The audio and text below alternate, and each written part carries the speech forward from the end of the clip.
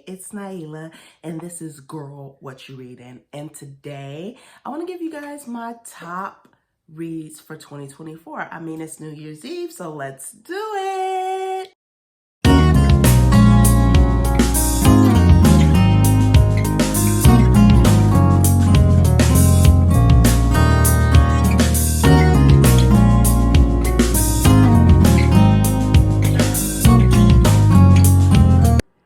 So, I know that 8 is not a nice round number, like say 10, but honestly, I didn't read 10 great books that came out in 2024. Even though I got through over 100 books, I was a fan of more than 10 books, but they didn't come out this year. And then the ones that I read that did come out this year, I wasn't a fan of all of them. So, the list just got whittled down to 8 that came out this year and that I absolutely loved. But speaking of which, I've got a bone to pick with whoever told me to keep reading Where Sleeping Girls Lie. I hated that book. And maybe it's just me. Maybe it's not meant for me. But I DNF'd that book 3 times, at least 3 times. Kept trying, kept picking it up. And then they just kept saying, oh, wait till you get to the end. The end is so good. It's not. Sorry, it's not. It's the same writing style. It's dull. It's boring. It's not for me. I hated that book from beginning to the end. I don't know. Some of you might have liked it, but that's just me. Anyway, back to this. My list got whittled down to 8, and here we go. Okay. So, number 8 on the list is All the Colors of the Dark by Chris Whitaker. Okay. To be honest, I have a love-hate relationship with this book, right? Like, there's some places in it where it's just blah. And then there's some places in it that is just like so poetic and so beautifully written that I had to put it on the list. But I don't know. So for me, for some reason, it has a lot of people talking. And I just thought, with everybody talking about it and with it being so beautifully written, it should make the list. So it did. Number 8, All the Places of the Dark. All the Colors of the Dark, sorry. Number 7 is going to be The Boyfriend by Frida McFadden. And I know that there are not a lot of Frida fans out there. I get it. Some of you just feel like, her writing style isn't for you, but I'm a fan. So, and this is my list. So here we go. I haven't found a book that I wanted to get 5 stars yet from Frida. But I haven't really found a book that has gotten less than a 4 from me, except for The Teacher, which also came out this year and which I've also read this year, but, it wasn't her best work. She's done a lot better. So that one didn't make it, but talking about The Boyfriend, this book, she's known for making all of her twists and turns and you think you know what's going to happen in the beginning, but you don't, type of deal. Because when you get to the end, you're like, oh my God, didn't see that coming. And The Boyfriend is really no different, because I do appreciate a good Frida book. She has 2 on the list, so stay tuned for the next one. But, midway through The Boyfriend, you think you know what's going to happen, and then towards the end, you're like, nope, that's not what happened. And I know a lot of people are like, I can always tell what she's going to say, but you can't. You really cannot. If you can, you're a liar to me. Like, I don't know why you think you can understand it. I'm sorry, you can't. So yeah, this one had to make the list, and that was number 7, The Boyfriend. So, number 6 is The Heiress by Rachel Hawkins. It's got family secrets. kidnapping. What else is in this book?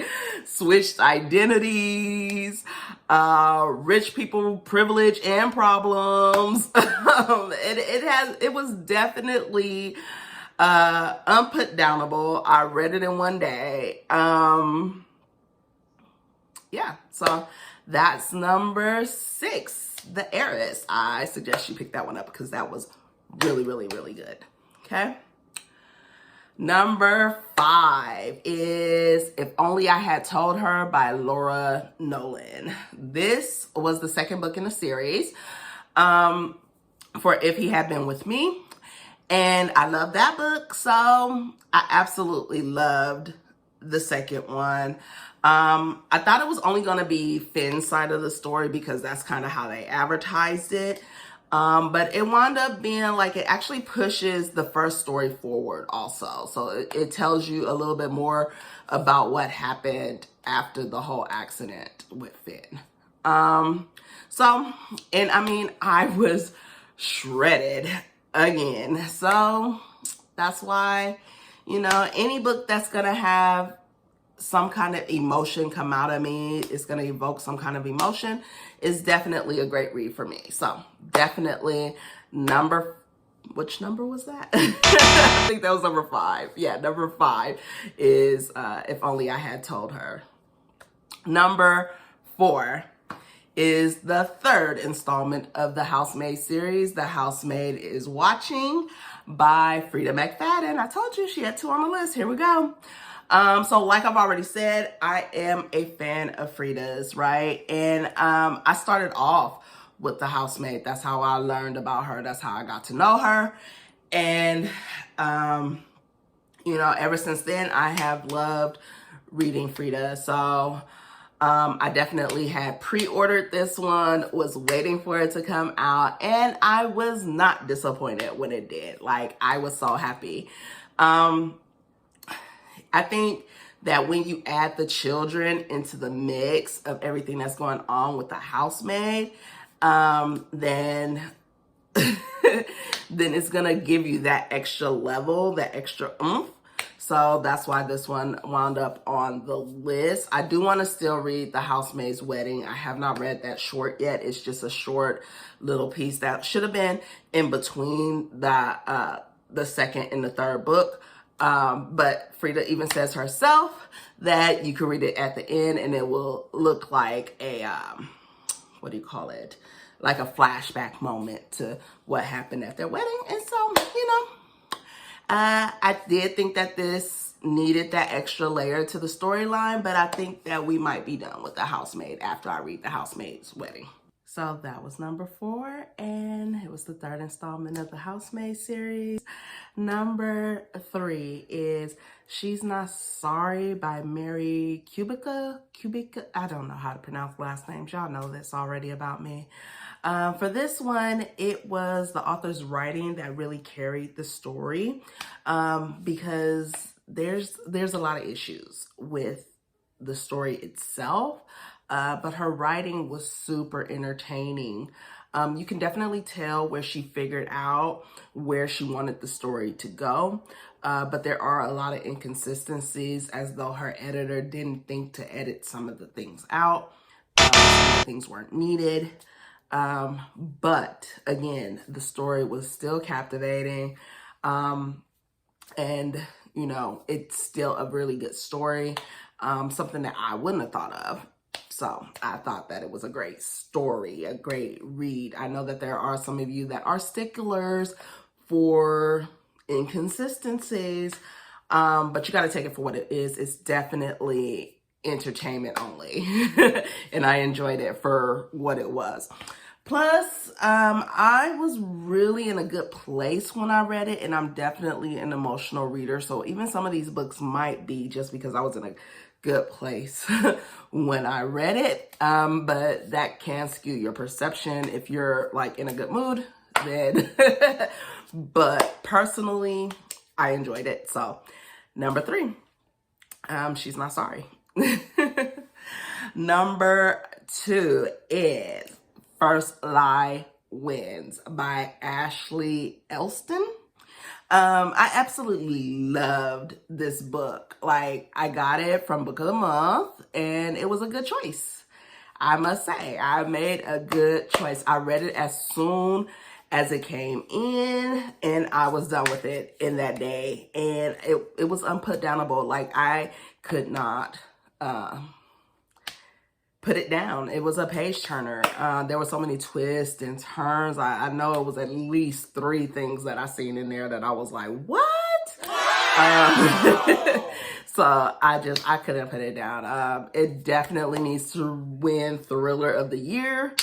It's just a really good read. Like, it's really good. It was a really good choice, and I didn't even see it coming. So I was really proud of that one. So that one was number 2. And then number 1 on my list is, without any doubt, the best thing I read this year.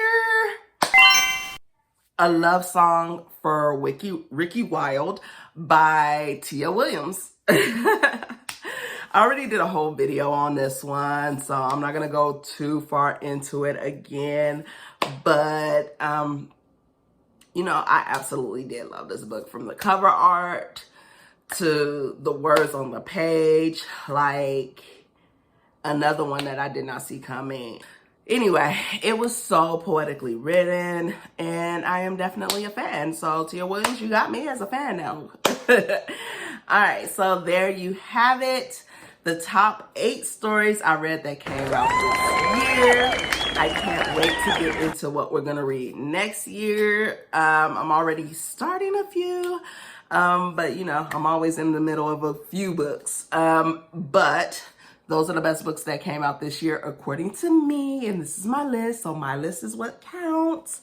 I would love to hear from you guys about anything I missed from this year that I probably should have picked up and I didn't.